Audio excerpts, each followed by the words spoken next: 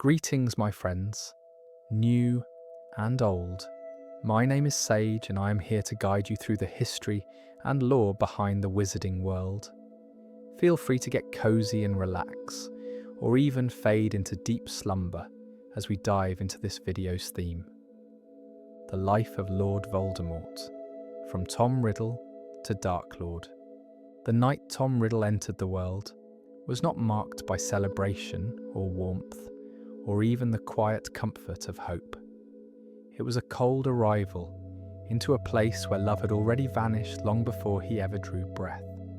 He was born in a Muggle orphanage, far from the ancient halls of Hogwarts, far from the whispered legends of wizarding bloodlines, and far from any family that might have held him close.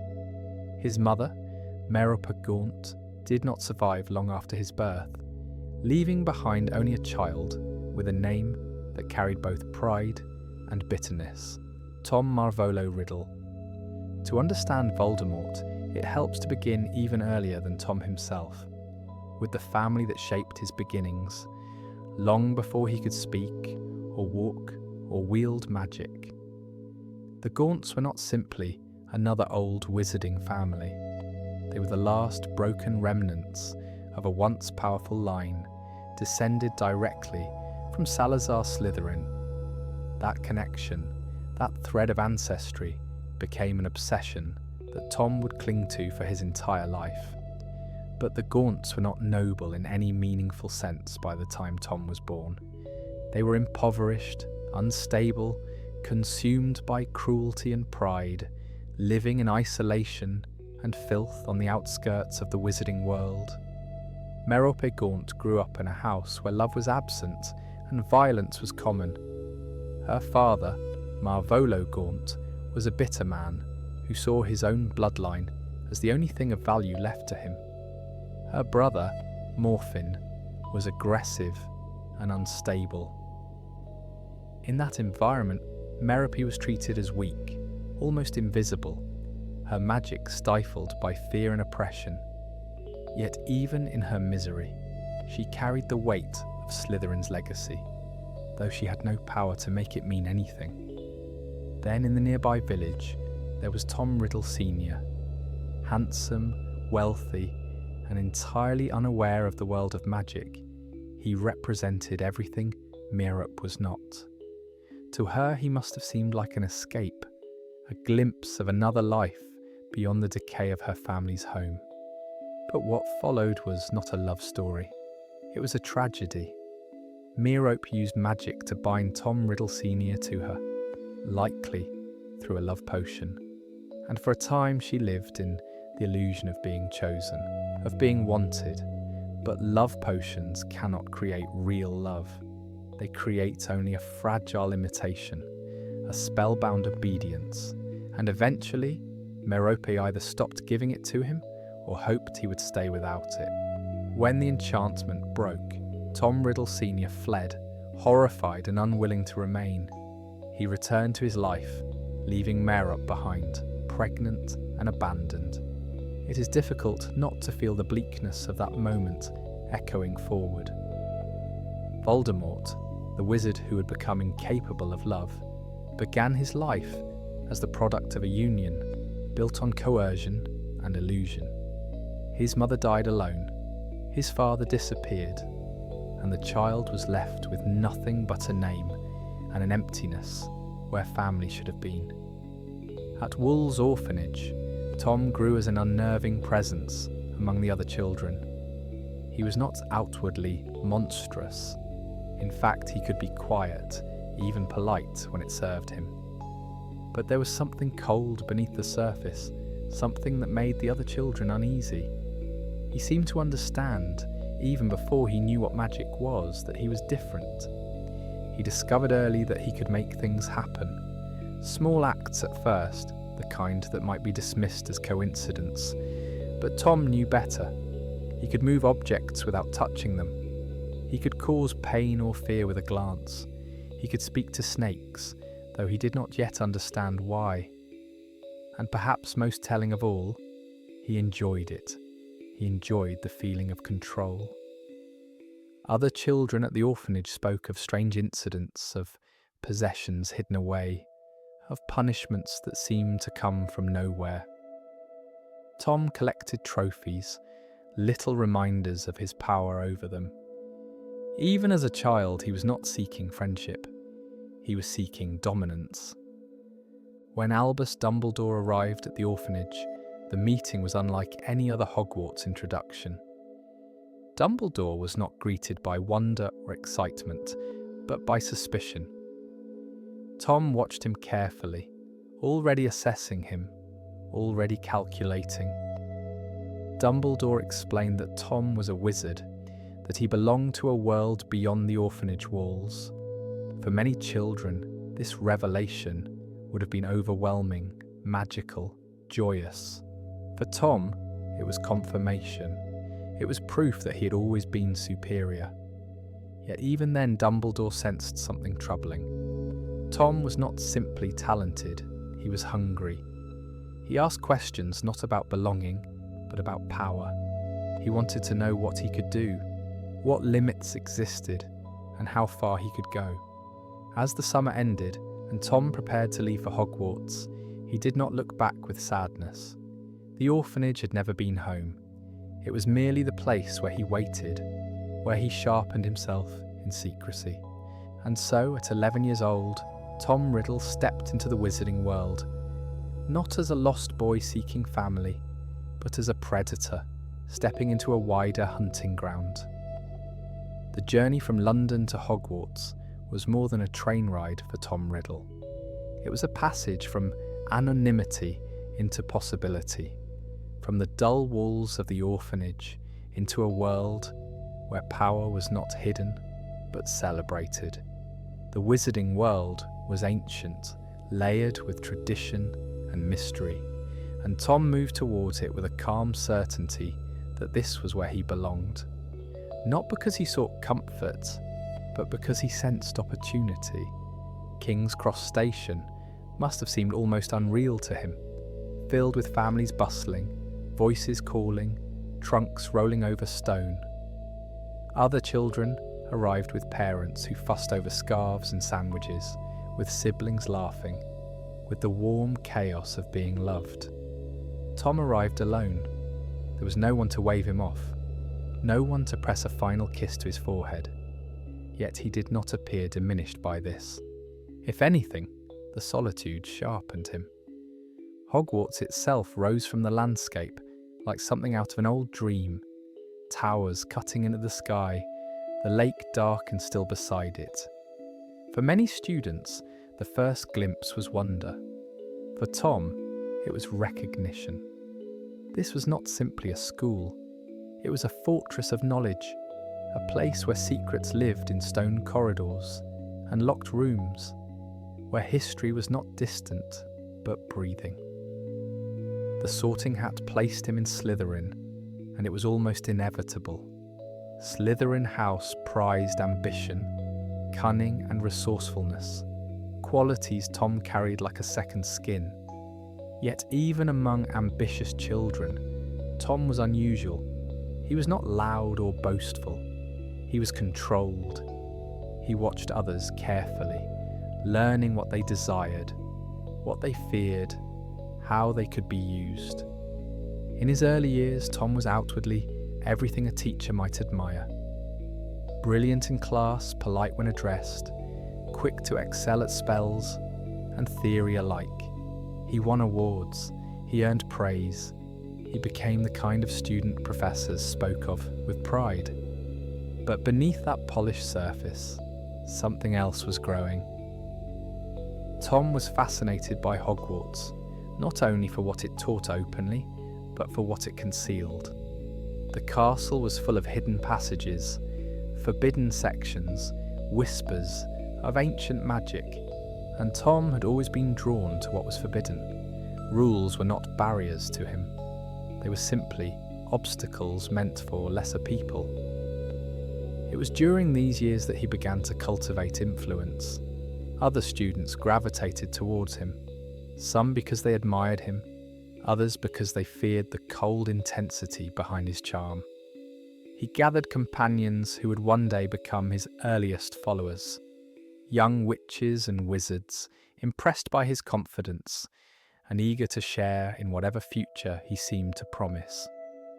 Tom's obsession with his own identity deepened as well.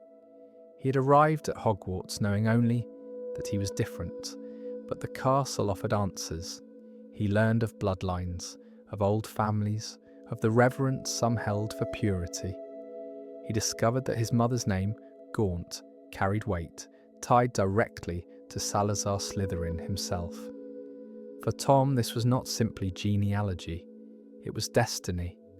The orphan boy began to see himself not as abandoned, but as misplaced royalty. He was not a child without parents, he was an heir. And with that realization came a hunger for legacy. Tom did not want to be merely powerful. He wanted to be immortal in the minds of others, a name that would never fade. The Chamber of Secrets became the centre of his growing myth. Hogwarts held the story of Salazar Slytherin leaving behind a hidden chamber, sealed until his true heir could open it. For generations, it was treated as legend. Tom treated it as a challenge. In his 5th year, he succeeded. He opened the chamber and unleashed the basilisk within, targeting Muggle-born students. The attack spread fear through the school, and eventually, tragedy struck when Myrtle Warren was killed. Tom framed another student, Rubeus Hagrid, ensuring himself safety and control over the narrative. It was an early glimpse of what he would become, a wizard who could commit horrors while keeping his own hands seemingly clean, who could twist truth into weaponry. Even then, Tom was not satisfied. The chamber was proof of heritage, but it was only the beginning. He began seeking darker knowledge, asking questions about the boundaries of magic itself. Death, in particular, haunted him, not as something to accept, but as something to conquer. By the time Tom Riddle reached his final years at Hogwarts, he was no longer simply a gifted student. He was already becoming something else, something sharper and more dangerous. The castle had given him education, yes, but more importantly, it had given him a stage. And Tom had never intended to remain merely a player. He intended to become the author of fear itself. As Tom Riddle moved through the halls of Hogwarts in those later years, he carried himself with an ease that made it difficult for anyone to imagine him as the orphan boy he truly was. He had learned how to wear his brilliance like a cloak, how to speak with just enough softness to seem respectful, how to smile in a way that invited trust. Yet behind every gesture was calculation. Tom did not form bonds for comfort. He formed them for usefulness. He was, by all appearances, the model student, prefect, head boy, winner of awards for special services to the school. Teachers spoke of him as a future leader in the wizarding world. Some perhaps imagined him as a minister for magic one day, or a celebrated scholar. But Tom's ambitions were never meant for such ordinary heights. He did not want to lead within the existing world. He wanted to remake it. In the quiet hours when the castle slept and only candlelight stirred along the corridors, Tom pursued what fascinated him most, the deepest secrets of magic. The restricted section of the library became a kind of sanctuary, a place where knowledge was guarded not because it was rare, but because it was dangerous. Tom had always been drawn to danger, not recklessly, but with reverence, as though darkness itself was simply another tool waiting to be mastered. It was there among dust-heavy shelves and forbidden volumes that he encountered the concept that would shape his life more than any other, the splitting of the soul. Horcruxes were not spoken of openly. They were magics so grotesque that even many dark wizards avoided them. The act required murder, the ultimate violation, because it tore the soul apart. But to Tom, this was not repulsive. It was exhilarating. Death was the one boundary Tom could not tolerate. He had grown up surrounded by the knowledge of abandonment and loss. His mother had died, his father had vanished. Even as a child, he understood that life was fragile, that people disappeared. The idea that he too could one day be nothing more than a memory was unbearable. So Tom began to dream of immortality, not in the symbolic sense of legacy, but in the literal sense of never-ending. Horcruxes offered that possibility. If the soul could be anchored outside the body, then death could be cheated. Tom did not merely want one Horcrux, he wanted perfection. He wanted to go further than any wizard before him. It was around this time that Tom's sense of self began to fracture alongside his soul. The name Tom Riddle felt increasingly like a chain, tied to a muggle father who had rejected him, tied to a past of powerlessness. He despised the reminder that his blood was not purely magical, and so he created a new name, one that sounded like a curse, one that carried no trace of the orphanage or the boy. Lord Voldemort, an anagram of his given name, yes, but more importantly, a rebirth. The moment he chose that name, Tom Riddle was no longer simply becoming dark, he was becoming myth. After leaving Hogwarts, Voldemort did not immediately step into open terror. He was patient. He understood that fear was most effective when it spread gradually, like poison through water. He took a job at Borgin and Burke's, a shop dealing in rare and often sinister magical artifacts. To most, it seemed an odd choice for someone so gifted, but Voldemort saw what others did not. Borgin and Burke's gave him access, wealthy collectors, old families. He could move among them, charming and polite, while studying their treasures, learning where history's power was stored. It was during this period that he began collecting objects, not for beauty, but for symbolism. He sought artifacts tied to the founders of Hogwarts, relics heavy with meaning. These were not random choices. Voldemort wanted his immortality anchored in greatness. Each Horcrux would be more than a vessel. It would be a monument. One of the most chilling moments of this era came with Hepzibah Smith, an elderly witch who owned priceless heirlooms, including Hufflepuff's cup and Slytherin's locket. Voldemort gained her trust, listened to her stories, admired her possessions with feigned humility, and then when the time was right, he murdered her. The theft of those artifacts was not merely theft, it was desecration. Voldemort was turning the history of Hogwarts into the scaffolding of his immortality. As he vanished from Borgin and Burke's, whispers followed. People began to speak of Tom Riddle less and less, and of Voldemort more. The name spread quietly at first, passed between frightened voices, a shadow growing longer. Voldemort travelled, delving into dark places, learning from those who still practiced ancient magic. Some said he ventured beyond Britain, seeking knowledge that even Hogwarts had never contained. What is certain is that when he returned, he was no longer merely a man. He was something altered. His appearance began to change, subtly at first, handsome features becoming colder, eyes losing warmth.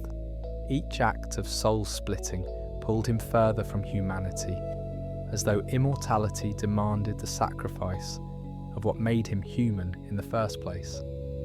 By the time Voldemort began gathering followers in earnest, he had already committed acts that would make most wizards recoil, but his followers did not recoil, they were drawn to him.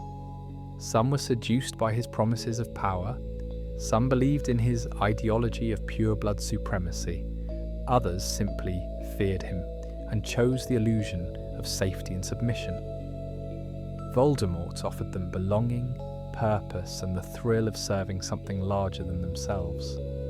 The Death Eaters were born from this mixture of devotion and terror. marked by the Dark Mark, bound to Voldemort's will. And with them at his side, Voldemort's rise truly began. The wizarding world, still recovering from its own complacency, did not understand at first what was coming. They thought perhaps he was another dark wizard, another passing storm. They did not yet realize they were watching the beginning of a war. And Voldemort, with immortality on his mind and conquest in his heart, was only just getting started. There are few forms of magic in the wizarding world as disturbing as the Horcrux, even among those who study the dark arts, even among those who have flirted with forbidden spells. The creation of a Horcrux is spoken of with revulsion. It is not simply dark because it harms others. It is dark because it mutilates the soul itself. Voldemort understood this, and he did not hesitate. To him, the soul was not sacred, it was a resource, a thing that could be divided, shaped, stored away like treasure. The act required murder, because murder tears something fundamental inside a person, creating the rupture necessary for the soul to be split. Most would find that knowledge horrifying. Voldemort found it liberating. His first known Horcrux was his diary, created while he was still young, tied to the opening of the Chamber of Secrets and the death of Myrtle Warren. It is chilling to realise how early he began. Other students worried about exams, about friendships, about the future. Tom Riddle was already carving pieces of himself into immortality. But Voldemort's ambition was never modest. One Horcrux was not enough. He wanted to go beyond the limits anyone had dared imagine. He became obsessed with the number 7, the most powerfully magical number, believing that splitting his soul into 7 parts would create a kind of invincibility. Each Horcrux was chosen with care. Voldemort did not hide his soul in ordinary stones or disposable objects. He wanted vessels that mattered, objects steeped in history, in symbolism, in power. He wanted his immortality to be wrapped in greatness. Marvolo Gaunt's ring was one such artifact, bearing the Peveril coat of arms, and connected both to his mother's lineage and to the deeper currents of wizarding legend. He turned it into a Horcrux after murdering his father and grandparents, an act fueled by rage and the desire to sever himself completely from his Muggle origins.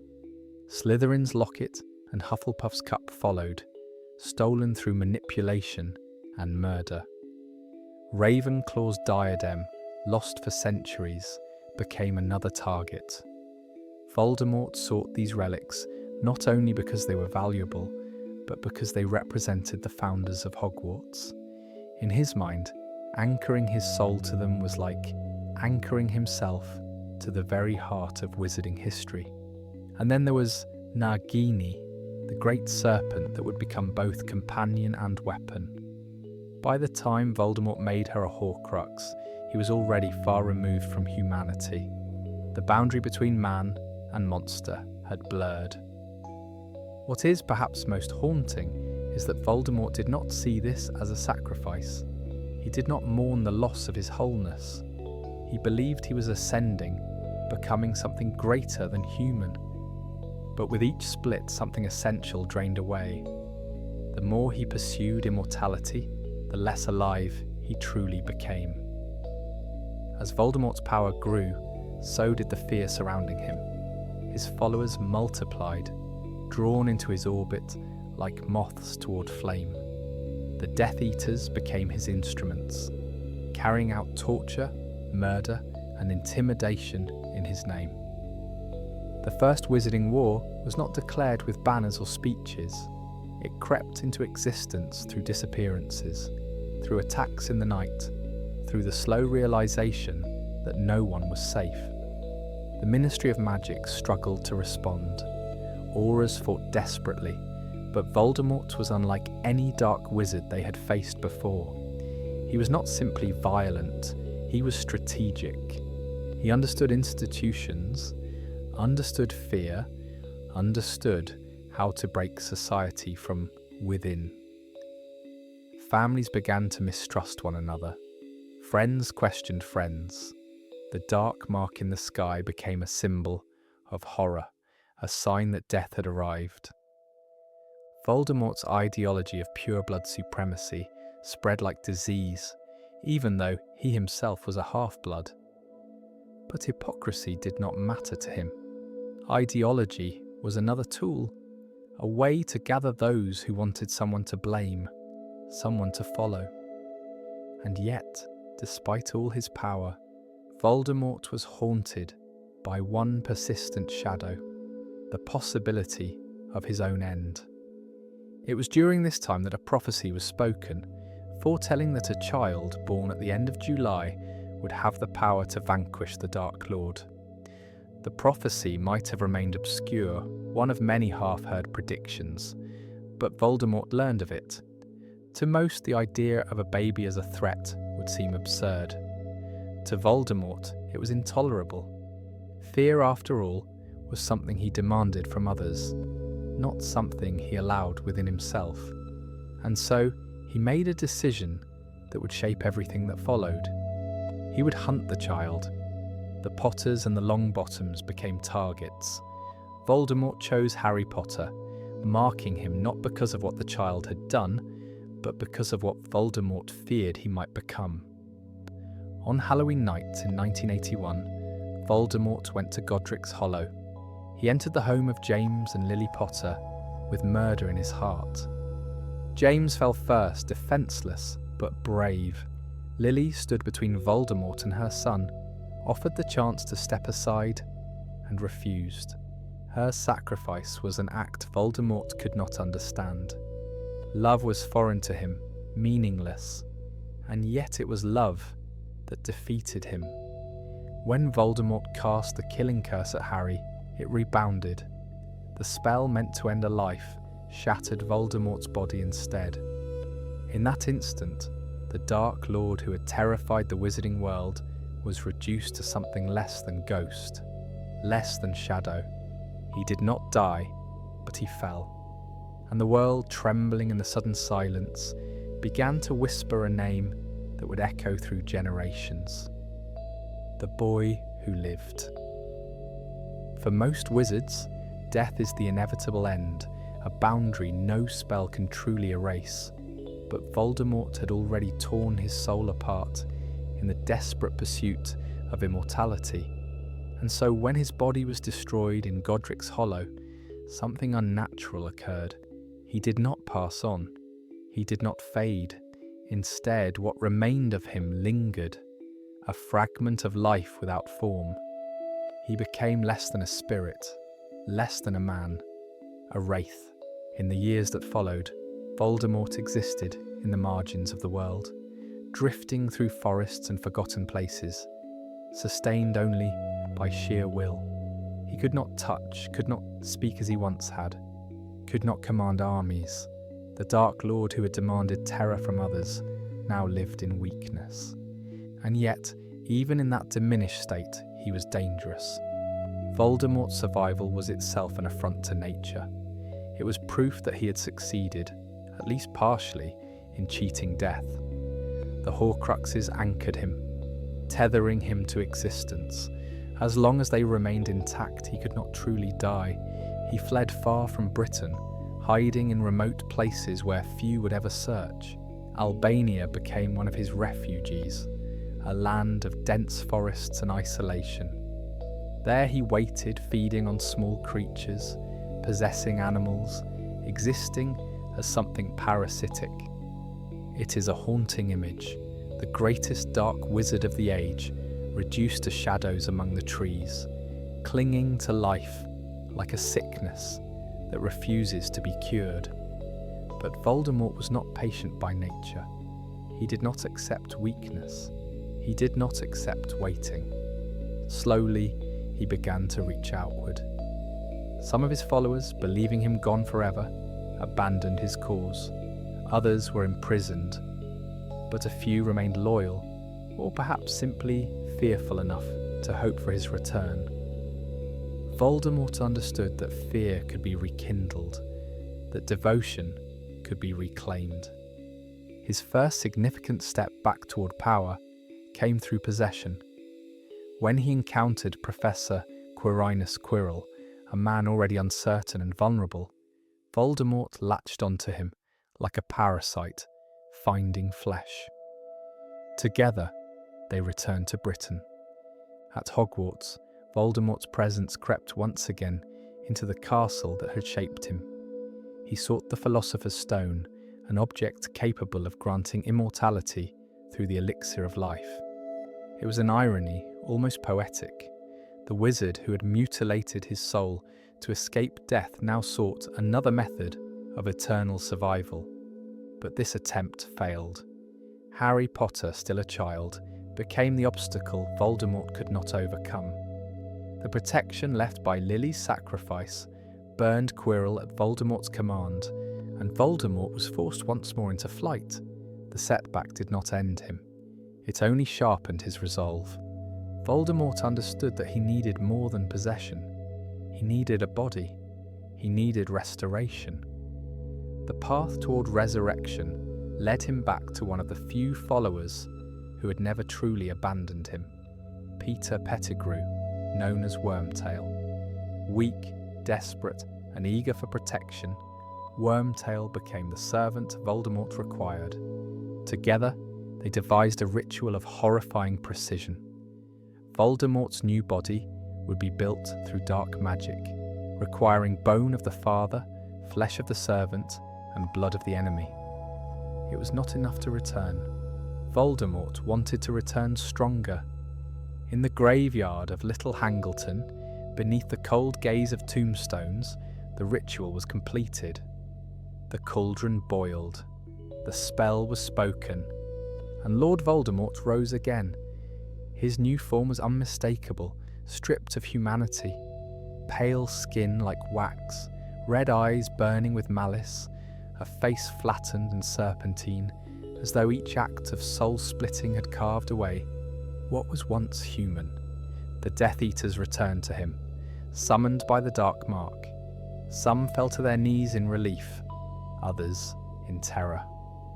Voldemort greeted them not with warmth, but with punishment. He did not forgive betrayal easily. His rebirth marked the beginning of the Second Wizarding War. This time, Voldemort was not content to operate in shadows. He moved with intention, infiltrating the Ministry, corrupting institutions, spreading fear not only through violence, but through control. The Wizarding world, which had spent years pretending the Dark Lord was gone, was forced to confront the truth. Voldemort had returned, and once again, Harry Potter stood at the centre of the storm. Voldemort's obsession with Harry was more than strategic. It was personal. Harry represented the wound Voldemort could not heal, the humiliation he could not erase. The boy was living proof that Voldemort was not invincible. As the war escalated, Voldemort's cruelty deepened. He murdered without hesitation, punished failure with death, and demanded absolute submission. The Ministry fell. Hogwarts itself was threatened. The world seemed to darken under the weight of his reign. But Voldemort, for all his power, remained blind to one truth. Immortality purchased through horror is not immortality at all. It is only prolonging emptiness. And the cracks in his empire began, slowly, to form. One by one, the Horcruxes he had so carefully hidden were discovered. The diary was destroyed, the ring shattered, the locket, the cup, the diadem, all undone by those who understood what Voldemort never could, that love, loyalty, and sacrifice were stronger than fear. With each Horcrux destroyed, Voldemort became more vulnerable. Though he raged against the idea, he could not comprehend that the very acts meant to protect him were now unraveling. By the time the Battle of Hogwarts arrived, Voldemort stood at the height of his power and the edge of his downfall. The castle became the final stage, its halls filled with resistance, courage, and grief. Voldemort believed victory was inevitable. He believed death belonged to others. And yet, in the end, it was Voldemort who could not escape the fate he had feared since childhood. When he cast his final killing curse, it rebounded once more, not through chance but through the deep laws of magic and consequence he had never respected. Lord Voldemort fell, not with grandeur, not with immortality, but as Tom Riddle always truly was beneath the myth, a man terrified of death, a man who could not understand love, and a man who, despite all his power, left behind only silence. But silence in the wizarding world is rarely empty. It is full of what people do not say out loud, full of the things that linger after the screaming stops. Voldemort's story does not end cleanly, because fear does not vanish the moment the threat is gone. It clings to places, it clings to names, it clings to the way people flinch when a corridor is too dark, or when a knock comes too late at night. To understand the shape of that fear, it helps to return to the patterns that ran through his life, like a steady pulse. Voldemort was not born in a flash of lightning or a prophecy alone. He was built, slowly, by choices that hardened into habits, and habits that hardened into identity. And in the beginning, before the serpentine face and the whispered name, there was only Tom, a child who learned early that being unseen could be an advantage. At Wool's orphanage, Tom learned the rules of a world that did not care about him. Adults were busy and tired, and their kindness was thinly spread. Other children were loud and messy, and desperate for attention. Tom discovered that quiet could be a shield, and that patience could make fear sharper when it finally arrived. He watched how power worked in small ways. Who got listened to? Who got ignored? Who could make another child cry and walk away without punishment? He did not simply misbehave. He curated outcomes. He learned how to make an accident feel inevitable, how to make someone doubt their own memory, how to make cruelty look like bad luck. And when he began to understand that these effects were tied to him, that he could make them happen, something inside him settled into place. Control was not just possible, it was pleasurable. When Dumbledore arrived, Tom did not react like a child being rescued. He reacted like someone being assessed. He demanded proof, not because he was skeptical of magic, but because he wanted to know who held authority over him and why. He listened closely as Dumbledore explained the wizarding world, and his questions drifted naturally toward what he could do, what he would be allowed to do, what limits would be placed on him. Dumbledore, for his part, did not offer Tom the gentle indulgence that might have soothed a more ordinary child. He was firm. He was watchful. He understood that Tom's politeness was not innocence, and that Tom's curiosity was not always harmless. In that first meeting, the distance between them formed, a distance made not of misunderstanding, but of clarity. Hogwarts should have been a fresh beginning for Tom. It should have been the place where a lonely child found community. But Tom did not want community. He wanted hierarchy. He wanted to know where power lived in the school, where influence flowed, where prestige was manufactured. He arrived at the castle like a person stepping into a library with infinite shelves, already planning which books to steal. Slytherin House suited him, not because it made him dark, but because it confirmed what he already believed about himself. Ambition was praised there, not shamed. Cunning was considered cleverness, not cruelty. He learned quickly how to become the sort of student teachers trusted, the sort of student other students deferred to. He was not loud, he was composed. He was the kind of brilliant that made people want to stand close to him, as if his success might reflect onto them. He cultivated Slughorn with particular care because Slughorn offered access to the social bloodstream of the wizarding world. Through Slughorn, Tom could see how talent became opportunity, how certain names opened doors, how connections softened consequences. Tom played the role of the gifted student with effortless precision. He was flattering without seeming desperate. He was inquisitive without seeming odd. He gave Slughorn the pleasure of feeling like a mentor to greatness. And then, with that trust earned, Tom asked the question that revealed the true shape of his mind. He asked about Horcruxes, not with horror, not with moral hesitation, with clinical interest, as though he were discussing the mechanics of transfiguration. The question was not whether they were wrong. The question was whether they were feasible, whether one could be made more than once, whether a soul could be divided again and again. Slughorn's reaction mattered to Tom. In the way adults flinched from the subject, Tom saw the outline of the taboo. And where others saw taboo as warning, Tom saw it as proof that the subject contained power worth pursuing. He learned something vital in that moment.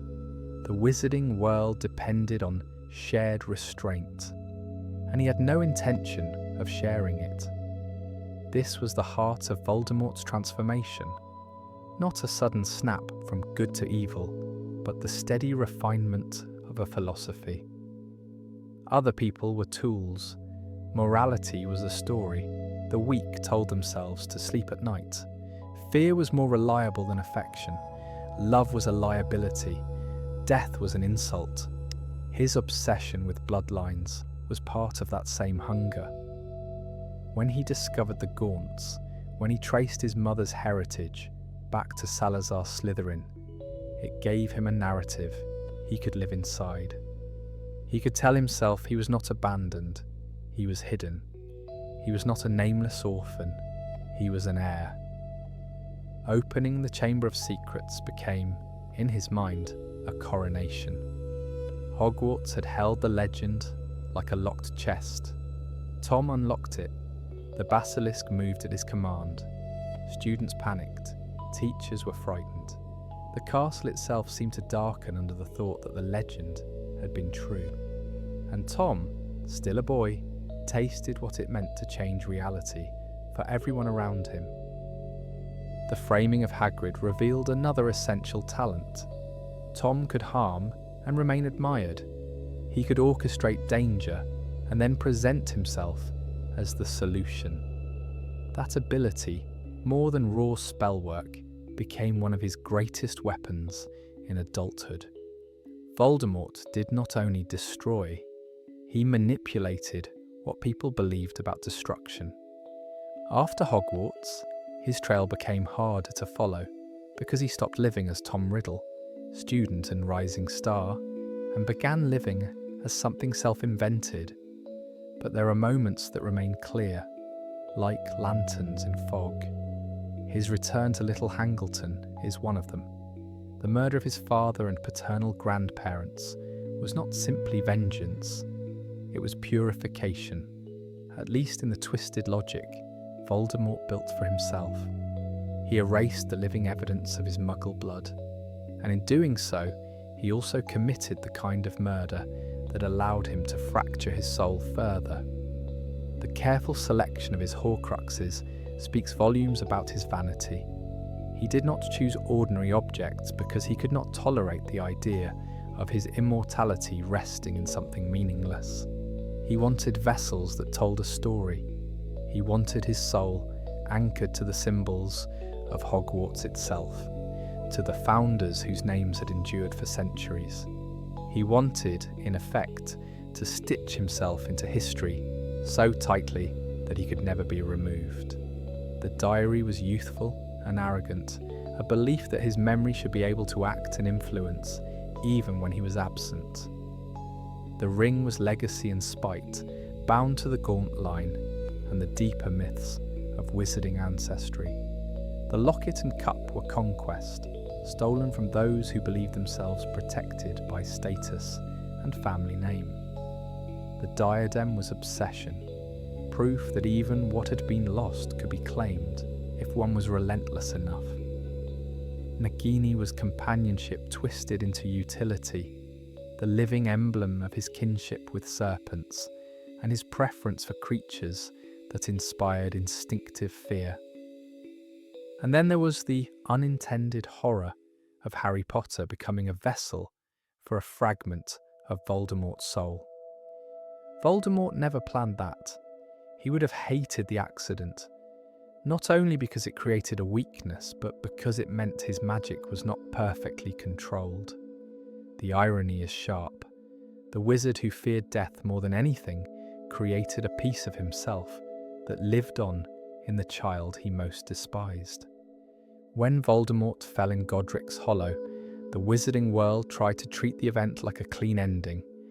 The Dark Lord destroyed, the war over, the survivors free to rebuild. But wars leave stains that do not vanish with a single victory. The Death Eaters did not evaporate. Some were captured, some escaped justice, and some hid behind claims of coercion. Families who had supported Voldemort quietly tried to fold themselves back into polite society, pretending their past was a misunderstanding. Suspicion became a kind of fog that sat over everything. Meanwhile, Voldemort's survival was both proof of his success and proof of his dependence. He had wanted to be untouchable, beyond needs, beyond fear.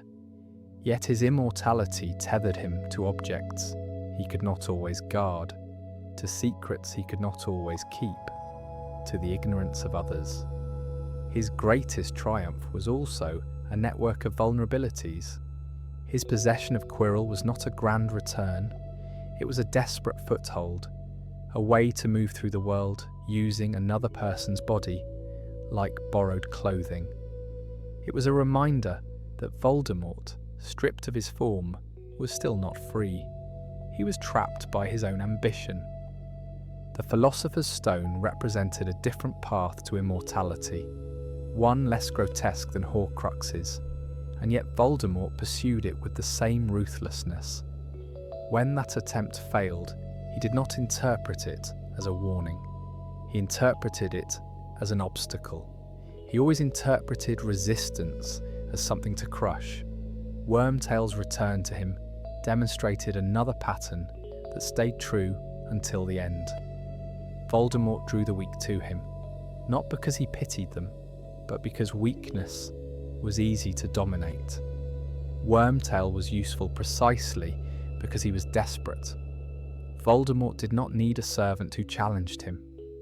He needed a servant who feared being abandoned more than he feared being brutalized. The graveyard ritual that restored Voldemort's body was a moment of theatrical cruelty, designed not only to bring him back, but to announce his return with horror. Voldemort understood that fear is contagious. If he could make one moment unforgettable, he could make the entire world tremble in anticipation of what might come next. When he rebuilt his forces, Voldemort showed that he had learned from the failures of the First War. He did not rely solely on open violence. He infiltrated, he corrupted, he turned institutions into weapons. The Ministry's collapse was not only the result of duels and intimidation, but of quiet replacements, of misinformation, of the slow suffocation of truth. Hogwarts, under Voldemort's shadow, became a place where children learned that safety could be conditional, that punishment could be arbitrary, that silence could be demanded. And yet, in that darkness, resistance grew. Voldemort never understood that fear can force obedience, but it cannot manufacture genuine loyalty. People can be compelled to kneel. They cannot be compelled to believe. The destruction of the Horcruxes was, in a way, the undoing of Voldemort's self-made religion. Each Horcrux was a claim, I cannot be ended. Each shattered Horcrux was a reply, you can be reached. The hunt stripped away his certainty piece by piece, and beneath the rage, beneath the threats, there was the cold realization that his immortality was not absolute. His obsession with the Elder Wand fit the same hunger. Voldemort always sought guarantees because he could not tolerate uncertainty. The idea that a wand could make victory inevitable appealed to him in the same way that Horcruxes did. It was another attempt to banish chance from his life, but chance was never the true enemy. The true enemy was his inability to understand other people. He misunderstood loyalty, mistaking fear for devotion. He misunderstood love, seeing it as weakness rather than power. He misunderstood sacrifice, believing it was foolish rather than transformative. This blindness was not a minor flaw. It was the central weakness in the entire architecture of his life. In the final battle, Voldemort tried to win with inevitability. He tried to crush hope by insisting it was pointless. He believed that by taking lives, by making the cost unbearable, he could force the world to accept him. He never understood that courage is often born precisely in the moment when the cost becomes clear. When his final curse rebounded, it was not only the consequence of wand allegiance and magical law, it was the final answer to the question Voldemort had been asking since he was a child, staring into the world with suspicion. Can death be conquered by force alone? The answer, delivered with brutal simplicity, was no. And so the silence returns, not as emptiness, but as aftermath. The wizarding world had to rebuild again, and rebuilding is never just stone and policy. It is memory. It is grief. It is deciding whether a name will be spoken or avoided, whether a story will be told or buried. Some people would rather treat Voldemort as a monster and nothing more, because that makes him easier to place at a safe distance. But the more unsettling truth is that he was human once, a boy with extraordinary talent and a hollow place where love should have been. He made choices. He practiced cruelty until it became effortless. He pursued power until it became identity. That does not excuse him, it clarifies him.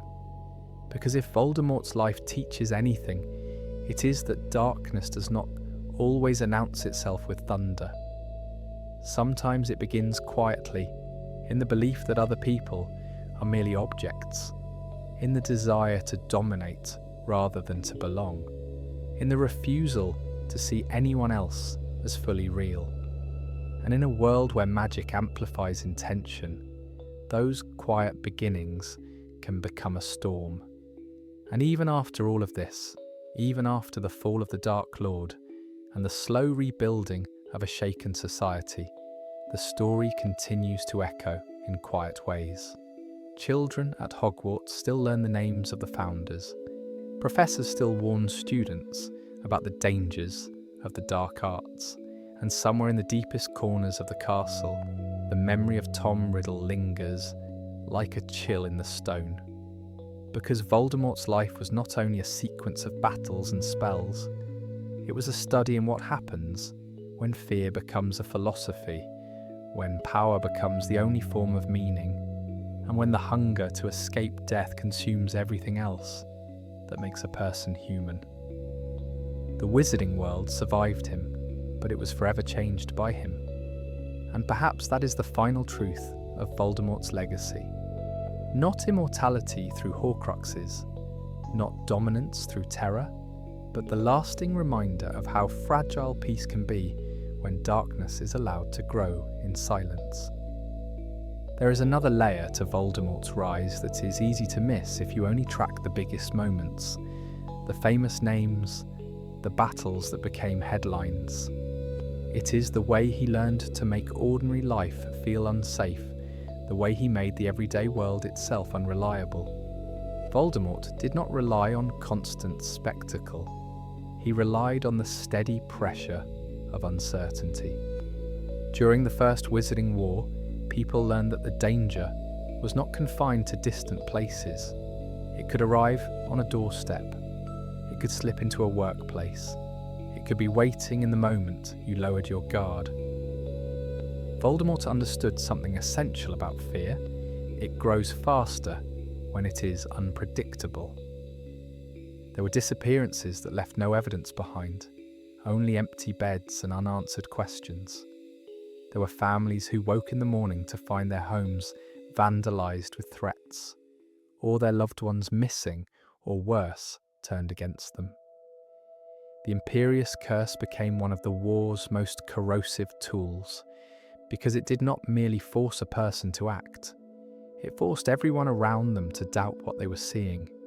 If your neighbour could be controlled, then trust itself became dangerous.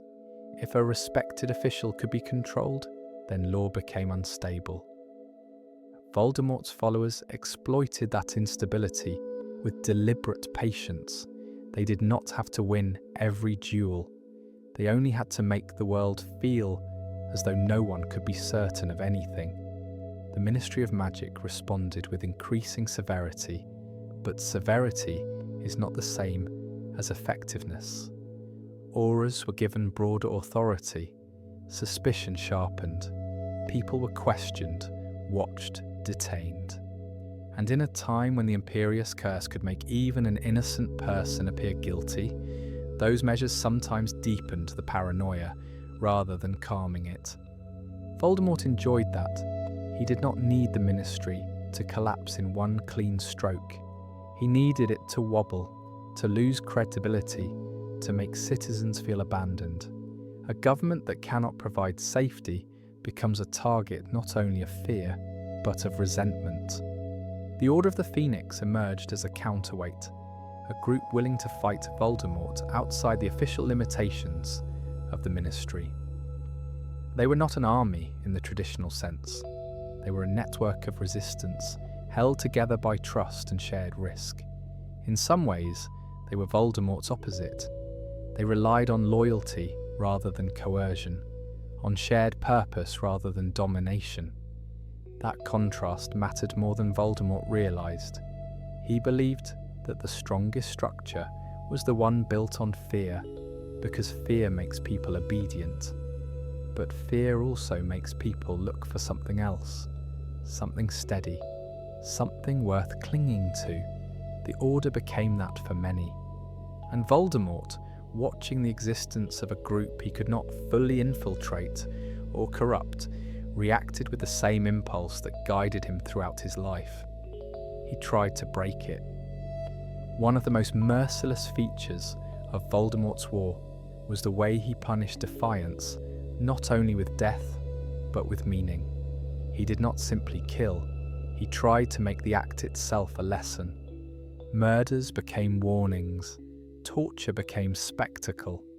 He used pain as communication. It is important to understand that Voldemort's ideology was never only about pure blood supremacy as a political platform. It was about hierarchy. It was about building a world in which he sat at the top, and everyone else understood their place beneath him. The rhetoric of blood purity gave his followers a language to justify their cruelty, and it gave their fear a shape they could call righteous. But Voldemort did not truly care about purity as a moral value. If he had, he would have been forced to despise himself.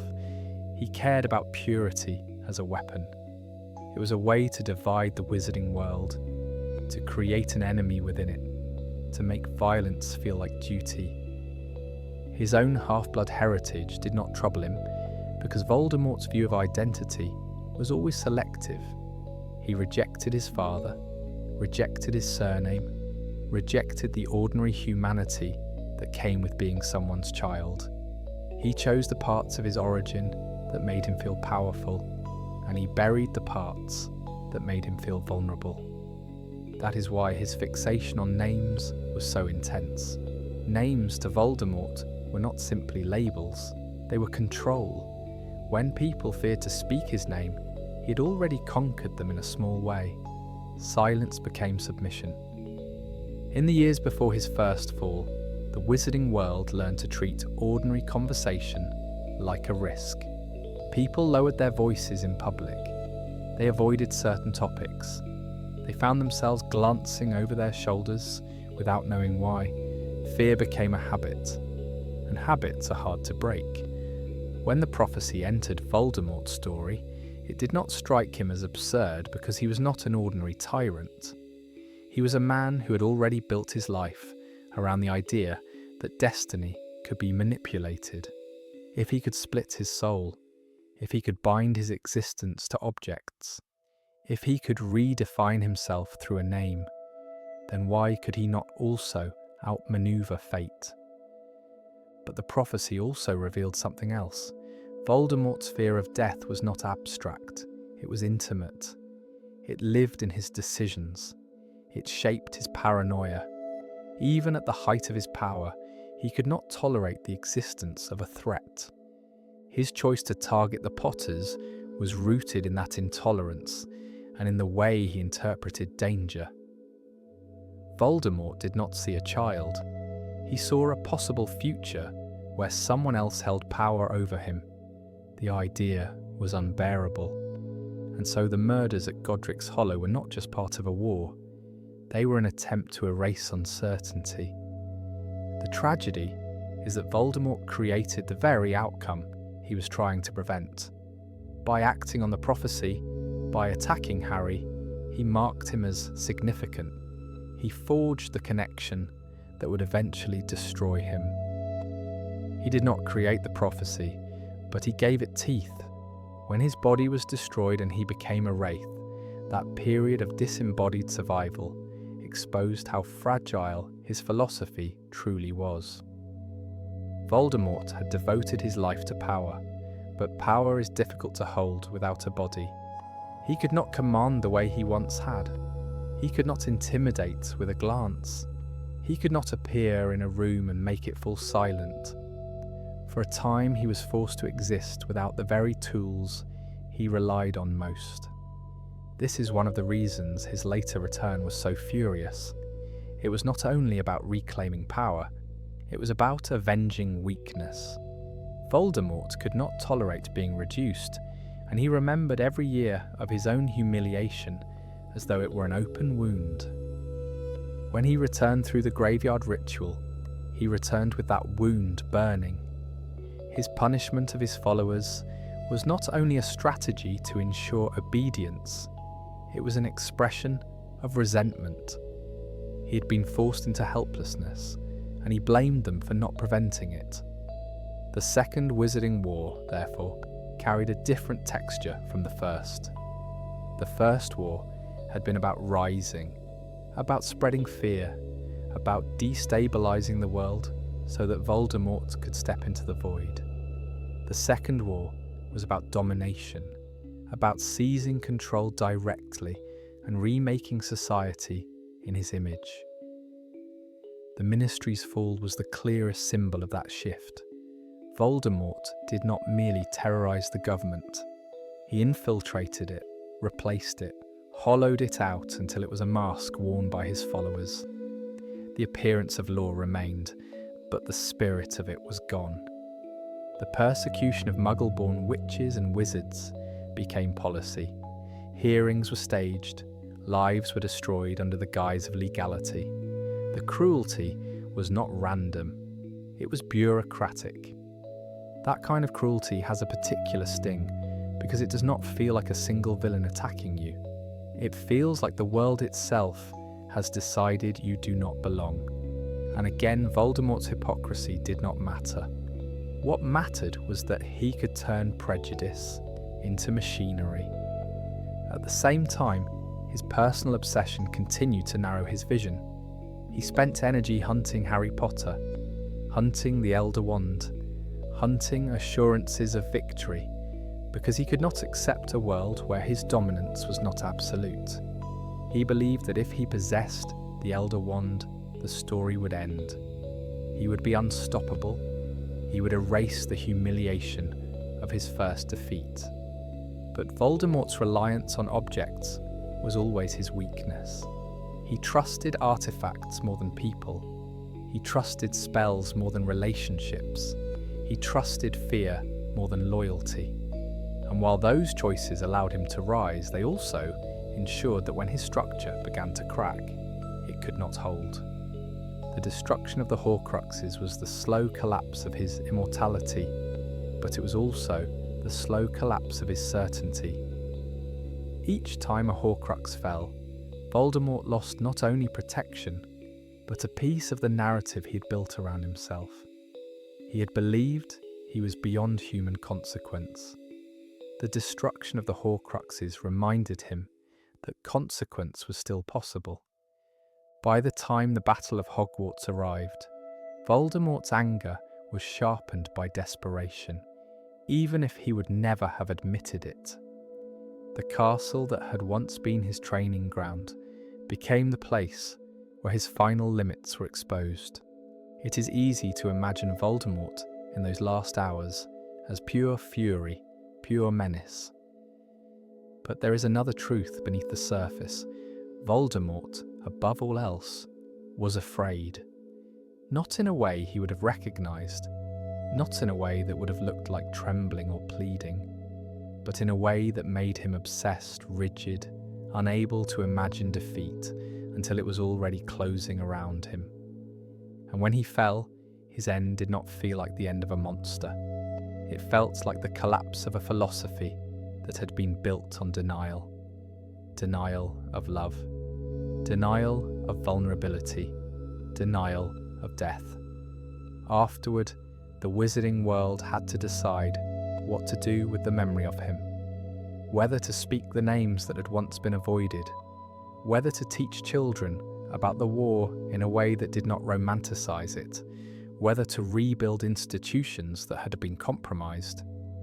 Because Voldemort did not only leave behind graves, he left behind questions. How does a society prevent fear from becoming law?